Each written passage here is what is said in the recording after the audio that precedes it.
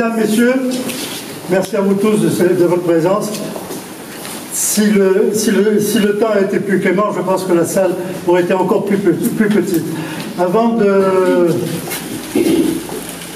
les petites paroles d'usage, les petits discours d'usage, je voudrais vous donner un petit mot, parce que certaines personnes se sont posées des questions sur ce musée. Il faut savoir que ce musée n'est pas encore inauguré.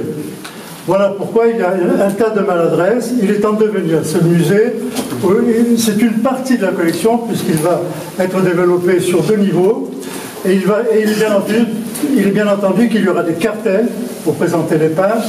Il y aura un tas d'explications qui ne sont pas là aujourd'hui. Voilà pourquoi certaines personnes se sont posées des questions, et ils ont raison. Ce sont des questions que je me serais posées également. Nombre de ces tableaux demandent à être restaurés parce qu'ils ont passé une foultitude d'années au musée. Ils ont été conservés, certes, mais ils ont été abîmés également, aussi bien les toiles que l'encadrement. Alors aujourd'hui, comme c'est une journée également que nous devons aux bienfaiteurs, et on va voir pourquoi, n'hésitez pas, si un jour vous êtes sollicité pour le musée de Locronan, de réitérer votre charité. Merci. Alors, ceci étant, je n'ai pas préparé de discours.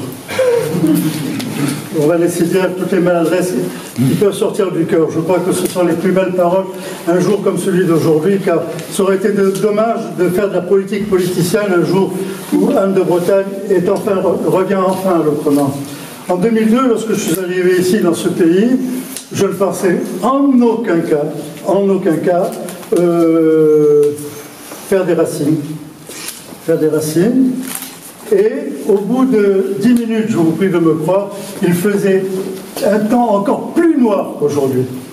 Il y avait une brume qui descendait de la rue Saint-Maurice, la rue dans laquelle, entre parenthèses, Polanski a tourné Tess, une partie de Tess.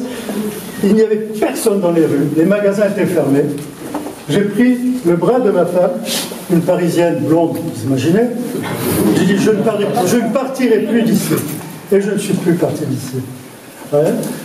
Autrement dit, comme j'ai l'habitude de respirer, le destin m'y a mené et mon cœur m'y a fait rester. C'est pourquoi aujourd'hui je suis vraiment très content lorsque, à la suite de l'exposition de Jean Fréhoux, organisée de main de maître par Yvon Le Bihan, ici, et l'autorisation bien entendu de Madame Fréhoux, j'ai vu qu'il y avait cette statue. Et je me suis dit, toi, l'enfant du Midi avec un accent pas possible, tu as la chance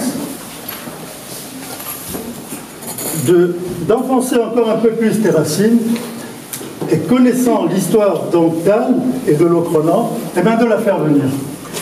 La faire venir, il va de soi que je ne pouvais puiser dans le budget de la commune. Je ne vais pas vous faire un dessin, vous connaissez tous les budgets des communes et ça ira de plus en plus. Voilà pourquoi j'ai fait appel à la générosité, le bon sens, l'envie de l'histoire, de tout un chacun. C'est ce qui explique votre présence aujourd'hui, et c'est à vous qu'Anne doit sa présence aujourd'hui à Locronan, car elle était fortement attachée à ce groupe. Elle était attachée à Nantes, mais je crois qu'elle était encore plus attachée à Locronan. Hein? Je vous assure. Écoutez, j'ai eu un fax ce matin. Hein? Donc, voilà. Alors, et il y a, comment dirais-je, voilà pour Anne de Bretagne. Hein, je ne vais pas vous faire l'historique d'Anne, tout à l'heure Yvon vous en parlera davantage, donc je ne vais pas lui couper l'herbe sous les pieds. Et ce qui est extraordinaire, parce que je ne crois pas au hasard, c'est que il y a quelque temps, j'ai reçu, aide-moi vite sur ton nom, Jean-Nicolas. Je suis un problème avec les noms et les prénoms. Mes collègues du conseil peuvent en témoigner.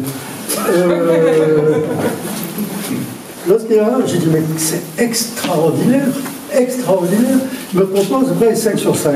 Alors pourquoi moi, l'enfant étranger, malgré tout maire de Locronan, cette cité emblématique, accepter cette adhésion à Breil 5/5, tout simplement parce que je fais fi, si vous voulez, de l'histoire. L'histoire est universelle, en fait, c'est l'histoire des hommes.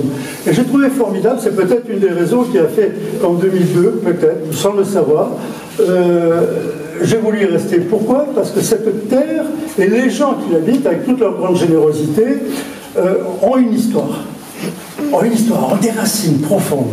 Et lorsque, comme moi, vous êtes déraciné, etc., vous êtes comme ça, vous êtes un peu comme une feuille qui tombe de l'arbre, elle sait où se prendre. Et là, l'Ocronan m'a permis de recréer des racines. Alors pourquoi je comprends le combat des gens qui veulent, sans faire de l'extrémisme, bien entendu, je ne le serai jamais, qui veulent la reconnaissance de leur histoire. Et effectivement, à partir du moment où l'histoire séculaire fait que la Bretagne était composée de 5 départements, il n'y a aucune raison, qu'il en soit autrement. Et je respecte énormément les gens qui ont la foi de vouloir à ce que... Et ils ne sont pas anti-France, ils ne sont pas anti-République, ces gens-là.